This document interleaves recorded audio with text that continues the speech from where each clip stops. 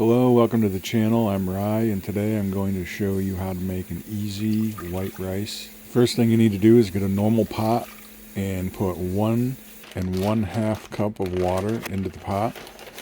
And this is for 1 cup of dry rice. I'm using jasmine. That's my favorite rice. Two more things that you can do that are optional, but I think make it taste much better, are adding 1 little bit of butter to the water, and also adding a little bit of this bouillon powder, this chicken flavor that makes it taste really good as well. One more optional thing you can do is rinse off the rice. You can put the cup into another vessel that's bigger that you can run clear water over it, stir it up, and then tilt it a little bit and let the water run out of it without losing any of the rice until it's clear.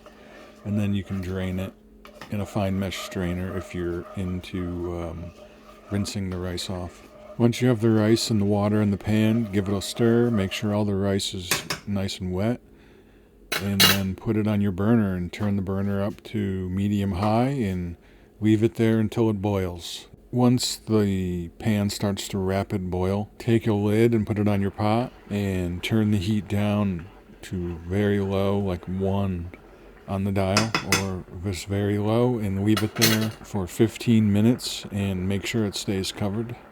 Do not remove the cover. Set a timer for 15 minutes. That's the easiest way to do it. 15 minutes later, come back in and turn the heat off, leave the pot covered, and let the rice sit and steam on the stovetop for 15 more minutes. After the rice is rested for 15 minutes, you can take a spoon and stir and scrape it up and mix it up and add some air into it and see that you have nice, perfect, fluffy rice. Great for any side dish. You can also use this rice for soup, but I fully recommend adding the rice as you eat the soup, not add the raw rice to the soup, because the first time you have the soup, it's going to be fine, but if you're going to have the soup the next day or 2 days later, that rice, when you heat it up, is going to cook more and it's going to become mushy.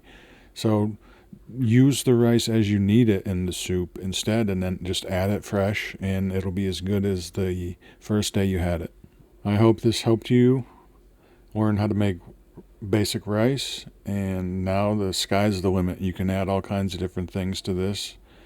So thank you for watching, and I'll see you in the next one.